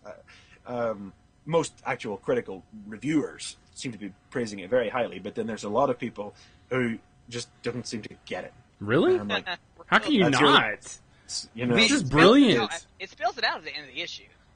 Yeah, I mean it's right there. I mean that's the thing. It's like it doesn't even get to the end and go, well, here it is, and you're dumb if you didn't see it. It actually goes here, here, here, and here. You get it? Yeah. There you go. Yeah. Yeah. And it's I don't know if experimental is the right word because it's just right there. It's just really, really crafty, misdirective storytelling that. It's just why yeah One note also on the art art Iron Man is putting his suit on. That was pretty sweet. Yeah, that was awesome. I just figured out this. One page. I just figured out this nerdy guy is Bruce Banner. Yeah, I know. It's like I keep doing that. I keep going, who is that dude? And then I'm like, oh yeah, that's right. So he is smart. Yeah. No, not that nerdy guy. Not that nerdy guy. I kept going, who is this guy with glasses, like, with this weird thing? And then, I turned the page, and I'm like, where did Hulk come from? Why does he have that guy's arm? Oh! It's like I'm not seeing Bruce Banner in an Avengers scenario. You can see the Hulk, but it's the fact that Bruce and the Hulk just have this thing going on right now. Yeah. And I'm like totally not reading that, so it just took me a second. I was like, "Why is it?" I know I probably should be checking it out, but I was like, "Oh yeah, I keep forgetting." It's one of those things we really all should as well. It's like it's not quite as good as Daredevil, but it's still really, honestly, another one of the top Marvel Now books that I'm gonna have to trade it again. Yeah, I'm gonna trade it. That's right. Didn't get a chance to remind everybody on Fanboy Versus last week, but Hawkeye. Hawkeye! Hawkeye, what are you talking about? It's Hawkeye. I got that was convenient for me because I started at issue 6 and that went up to 5. So hey. What's also great is that I didn't realize what the trade was doing, but it also contains Young Avengers Presents number 6, which I do own, but which I realized I have absolutely zero recollection of, which was also and was the story of the first meeting between Kate and Clint. Oh, cool. Oh, okay. That's cool. That's neat. Yeah, so that's out. First 5 issues and that 6 issues, $16.99. Jesus Christ, get it? Buy it. Yeah. Oh man. Yeah, oh man. Hawkeye is so good. Hawkeye. Hawkeye. And I think like this week there's like 3 reprintings of 3 different issues. Like Hawkeye. There's a lot of reprints of early Hawkeye coming out this week. Like MASH. Which is good. Yeah. Like in MASH, hey. Hawkeye. Number 1. Number 2. Talking about Get a trade. Yeah, Hawkeye. so Avengers is great. So is Hawkeye. Yeah. Yeah. All right. That's gonna be an ongoing thing, isn't it? Oh yeah. Hawkeye. No, yeah. It will never get old. All right, let's talk about this awful thing so we can get out of here. Oh God. Well, according to McFeely, he's got maybe a little hope for us. I didn't say that. I mean, come on. It's like I open this book up and it's like, okay, we've just replaced Apocalypse with Ultron, and it's like this is not creative at all. Start with the shiny cover. Yeah. Yeah, I mean, I went in my shop. This is Age of Ultron. I went in my shop and it was sitting on the wall. And I literally turned to my shopkeep and went, "Really? Really?" Look how it dances and excites. He's a big Ultron fan, so he was like, he loved it. But I'm just like, shiny cover every now and again. Really? I hold this not against it in any way. Ultron is a shiny metal robot. It's okay. Yeah, okay. It's just very. Yeah, I thought the cover it reminds me of my childhood in ways that are Cover not. is great. yeah. It's a good cover. Yeah, unfortunately, that's the best part of it. Yeah. So let's just run that's over this shiny. quickly. Yeah, you hit this up, New Chris. York City today. Well, apparently Ultron's taken over the world. Oh well. Hey. And then, in very brief summation, Hawkeye rescues Spider-Man, the captive Spider-Man, from Hammerhead and the Isle. Of course, it seems to be Peter. I think. Hang on. Let's just hold on. Let's just get Jesus. Okay, sorry. God, can we not? Hawkeye rescues the captive Spider-Man from Hammerhead and the Isle. Ultron's robots show up. There's a lot of vibrating.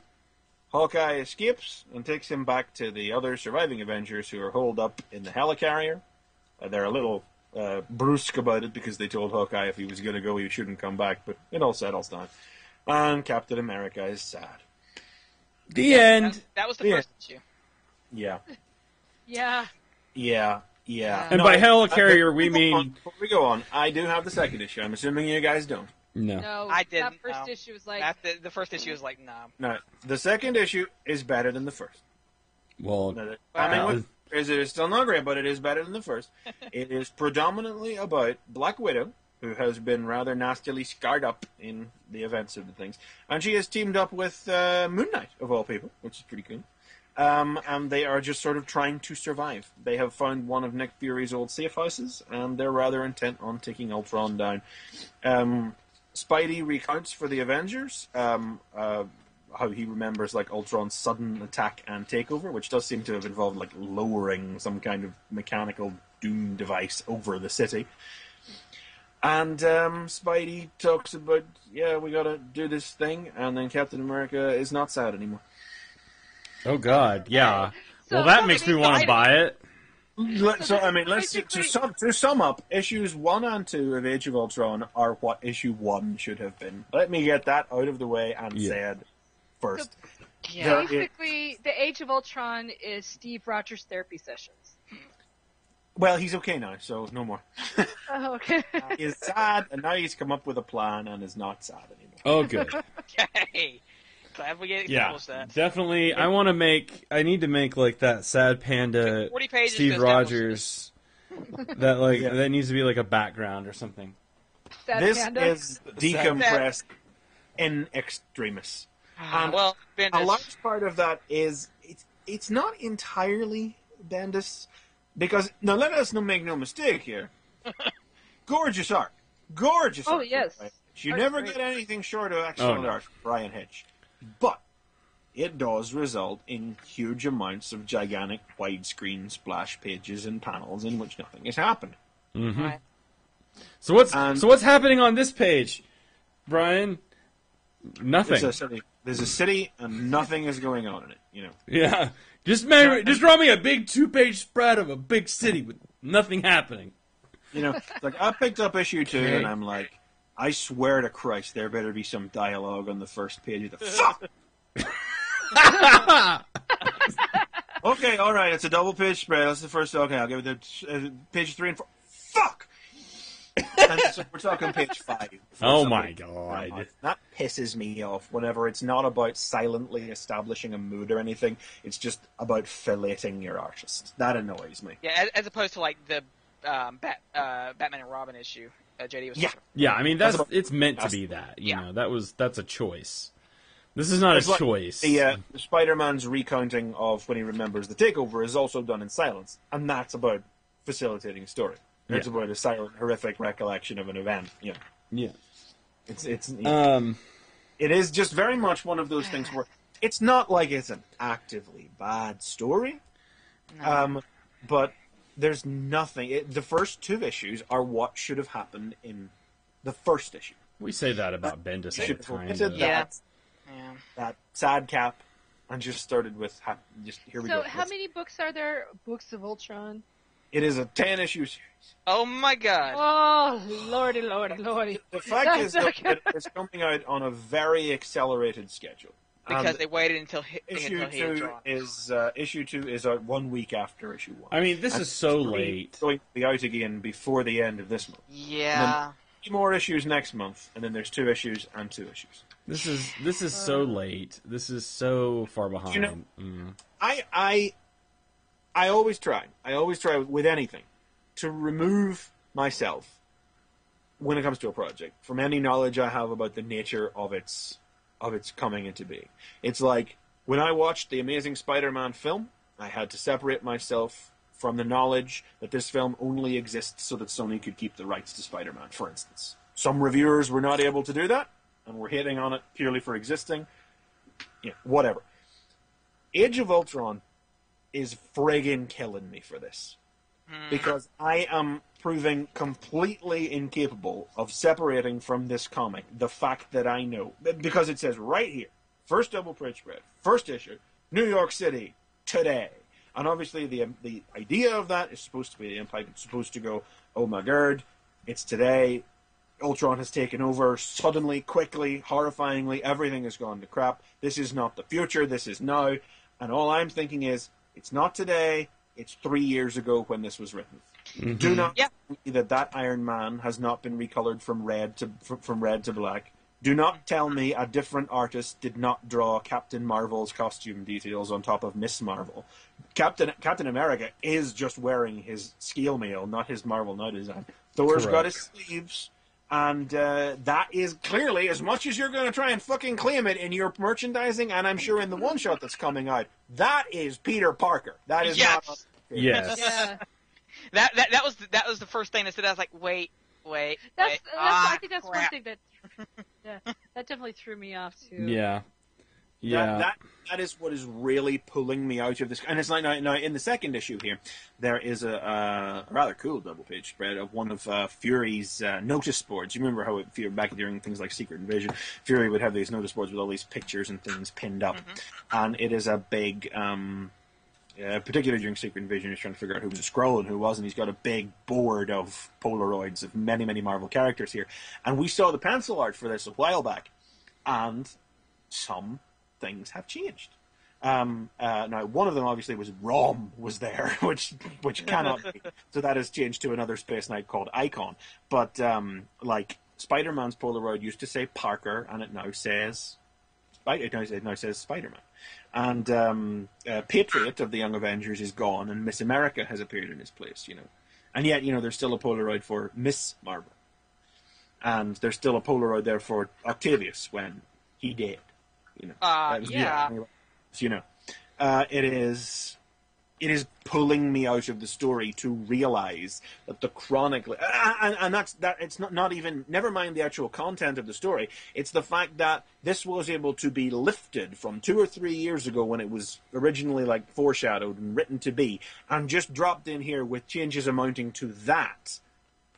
It just highlights, like, it sucks any sense of it mattering. This is like explosively decompresses any sense of mattering. Oh yeah, completely out of the for me. The thing is, I was so excited for this too. It's just like, because Ultron is awesome. Yeah, he's an evil robot. Ultron's not in the bloody comic. Yeah, and it's like I'm thinking Ultron. I'm thinking like some of my favorite Avenger stories ever. And Ultron is the greatest Avengers villain. Yeah, because, dedicated Avengers villain. It's like the Avengers have lots of baddies, but most of those baddies are the villains of their individual members, like Loki. But Ultron and Kang are basically your two dedicated Avengers villains, and Ultron is better than Kang. But it's not about Ultron being the villain, it's about the threat of Ultron being a villain. Yeah. He's there, we're told, and there are all these duplicate bodies of his hanging around, but I think I've even heard that we may not find out how he took over. God. It's irrelevant anyway. Because this didn't even happen. I mean, they're not even gonna.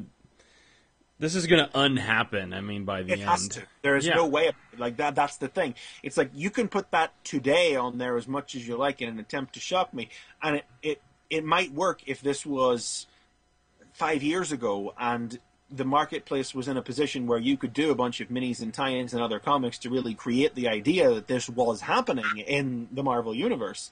But it's not today, it's 3 years ago, you're only doing it now because there's a gap in the schedule and you can, and no one else is playing ball, and you can't do it in other comics anyway. It seems really, like it would have been... stands out that like the initials for end up being AU.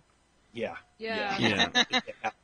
I mean, they should have. It's like all the tie-ins as well. It's like the nature of the story is one that requires a different marketplace to sell it to its fullest. It requires an Age of Apocalypse. I mean, it is the Age of Apocalypse, and they call it the Age of Ultron. Obviously, it's the Age of Apocalypse. But what happened when the Age of Apocalypse was published was that the regular X-Men comics didn't come out, and these miniseries set in the parallel universe came out in their place. To sell this concept as something that is happening today, that is what is needed. But that is not where the marketplace is. And even just a few years ago, we could have at least had Age of Ultron, Spider-Man, Age of Ultron, Avengers, 3-issue miniseries. And even maybe a couple of books who weren't in the middle of anything major could have had tie-ins in themselves. But because Fear itself absolutely tore the living arse cheeks out of the mouth tie-ins, now all they can manage is these one-shots, and we don't even get Superior Spider-Man Ultron one-shot. They have to essentially try to trick readers into picking them up by doing, I don't know if we've really talked about this on the show, but this is how the tie-ins are working. It's series title, number, the issue of the comic that is out that month, AU. Yeah. Right. I see that going in my box and maybe like, sorry, dude. Yeah, no. Yeah. To be fair, they are exceptionally minimal. There are only 2 out this month, and there are only 3 out in every other month. For an event, the total number of books from Age of Ultron, including the series itself, is less than 20. there is very little actually out and happening with this because this is the state of the marketplace for tie-ins. But the fact that it's like, I'm going to get the Fantastic Four one because it's written by Fraction and drawn by Bagley. So that may be an issue of that.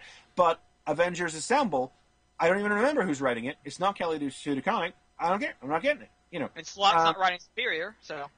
Yeah. But Christos Gage is, so I am. Yeah. Christos Gage is writing the Superior Spider-Man one, so I am going to get that. The thing is, you were saying it's, only 20 issues? I think it might only be 19.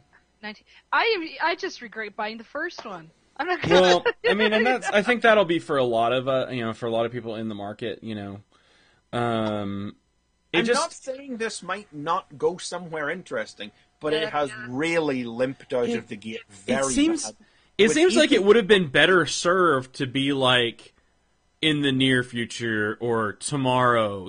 It's like take the today out and put tomorrow, and then I might be in because a lot of I have a disproportionate amount of dislike for that today. It's just one word, but it is really at the heart of what is pulling me out of the story.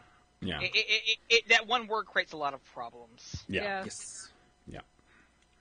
Like I said, I think you hit the nail on the head when you're like, that's Spider-Man's Peter Parker, and I think that's what threw me off. Yeah, I mean, it's like you can look at that costume. That's like the first moment in there, you're like, wait. The costume isn't even superior. No. Yeah. Well, in fairness, neither is the one in Avengers, but That's true. Yeah. Well, no, you can. The eyes are. I mean, you can tell by the eyes on that. He doesn't have claws, but. Yeah. But I mean, the superior issue is going to claim its auto. Yeah. And it's, I mean, and to be like, it's like I look at what else they've got advertised here, and yes, I am going to get Ultron #1 AU in April because that's being written by Catherine Immonen and it stars Victor Mancha from The Runaways. Yes, I will get that. We'll be down for that, But not a single one out of Maze do I want. Avengers Assemble, Uncanny Avengers, and Fearless Defenders. No time. I'm grand. No. And it's going to be. I mean, they're honestly saying something big is going to come off the end of it. I don't believe it. Don't buy it. They're keeping it super secret. Super secret to the point that they're not even getting an outside artist to draw it. Joe Quesada is drawing the end of the last issue so that what has happened stays only within that upper echelon of Marvel. It's so secret, you've come to realize that Marvel and DC are doing a crossover, and Ultron's actually Superman. There you go. Wow. Well, then Marvel's writing an epilogue one-shot about Hank Pym right after that, and I'm like, I'm going to get that. Okay. Oh, Hank's going to die. Cool. Hank? Obviously, I think isn't that the obvious, immediate assumption you make that obviously time travel is going to be required to undo? I mean, there is. You guys haven't seen the Black Widow, and it's like time travel is happening. Yeah. Oh yeah. They're not leaving her like that. This is being undone. Oh yeah. This is going to unhappen at some point here. And if time travel is involved, then obviously one would presume that going back in time and killing Hank Pym is the kind of solution Wolverine would suggest. Yeah. God, that would because that unhappens the Avengers and everything. And as much as the idea has been thrown around by wags on the internet, Marvel is not flashpointing their universe. Marvel do not play like that. Yeah. So I really don't know what the end is. I'm honest to God, off the back of these 2 issues, I don't care. I'm still going to buy it because I'm a total fucking mug and you guys know I am. Well, see, the thing is, Marvel doesn't really need to because Marvel now seems like it's doing well. Oh my God, there's so many. The hit to miss ratio of Marvel now is so high. Mm-hmm. Yeah. Yeah, Marvel there's good stuff and there's crap stuff. I mean, I don't know if there's any honest to God crap stuff out of Marvel now. There's some uninspiring stuff, but I couldn't point at anything that I said is honest to God raw crap like some of the stuff DC has served up. Yeah, that's true. Yeah. Yeah, well, New 52. I mean, if you throw out 52 books, And I'll see where it goes. I'll keep you guys periodically updated as it rolls along, but this is one of those artist-filleting books where nothing happens over long swathes, where the fact that 10 issues are coming out in 4 months is going to be a blessing. This isn't going to be another Fear Itself, is it?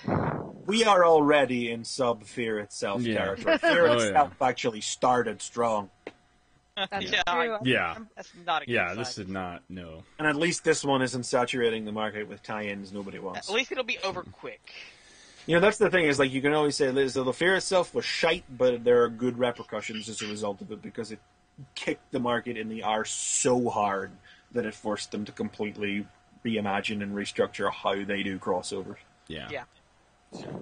And frankly, All right. I mean, if Age of Ultron is going to be our introduction to the idea of the fast-paced micro crossover, and we already know that the second one of these that is happening is Hickman and Chung on something cosmic involving Thanos, I guess maybe we could say something good of Age of Ultron as well, because sign my ass up for that one. Yeah. Yeah. Yeah. Totally. Yeah, so this is just the buffer in between, frankly. All right. Great. Well, I'm glad we talked about that. Yep. Sort of. Yeah. Burn Anyway. it! Burn it! So, all right.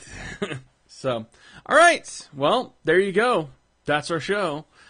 Ken, thank you so much for No problem. totally last minute, like literally 30 minutes before go. I'm like, Ken, are you busy? Come on the I show. sit down, I'm like, no. For once, he's not working. Yay! So thanks for filling in. Appreciate having you here and being available. So glad that we could all be back, and me as well, because I've missed out on a couple of weeks there between not being here and stuff. So it's great to be back. Feels good. But anyway, go to the website, fanboyversus.com. You can find all of our past shows there, all kinds of cool stuff. Follow us on Twitter at FanboyVS. You can get, we live tweet during the show, so that's one thing. And also you get links to joining the show live as well, which you can do every Sunday, except during sometimes the daylight saving time and stuff. But it's usually 4 p.m. I Eastern. don't even think daylight savings correct for next week either, you know. So, yeah, I don't know when it'll be right. But It's actually the end. You are the last Sunday. But you can follow our tweets, and then you'll sort of know, like, when we'll be there. So, Mainly sometime Sunday afternoon. Because we had good talk with the chat this week. yeah, we had some good interaction with the chat, so please join in the chat. And we, especially when we have a good discussion like we did this week, we like to get some interaction as well. Can't promise we'll have one of those every week. No, but when we do, they're fun. So that's why I say you've got to tune in every week, because you never know. When We're you're talking gonna about get how the library system is screwing over the middleman. That's right. I mean, they're screwing not the middleman. They're screwing over creators. It's like I'm sure somebody will offend somebody next week. So. Oh yeah, I will probably offend somebody I will today. go out of my way to offend somebody. Yeah, I mean in the industry, but okay. Yeah, I'm doing superhero time tomorrow, so I will guarantee I will offend people I'm personally offended tomorrow. So, and that is the other thing. Make sure you're tuning in each week for Ken and I on Superhero Time. That comes out on Tuesdays. We talk about all kinds of cool Toku stuff, but usually it's just your mom jokes and other pornographic sort of things. Making people eat weird food. It's there's. I don't know how that became a thing. I don't know, but I like it. It's Giga Beetle's fault because he's the one that first tried something that I suggested, and it just went downhill from there. So far so downhill. he's brought the pain on himself. I'm just the one that inflicts it. It is true. He did listen to every single episode. He did. So I sort of have this like BDSM relationship with Giga Beetle where, I just kind of. It's give and take. But anyway, so join in. So you can listen to Superhero Time. I think it's tokupodcast.com, I think, for the website on that. But it's also off at tfradio.net. So, but you should tune in for that. So we'll plug for Ken and sort of me as well. But anyway, So anyway, that's it. That's the show. Thanks so much for tuning in. And please tune in next time when it'll be Fanboy Versus...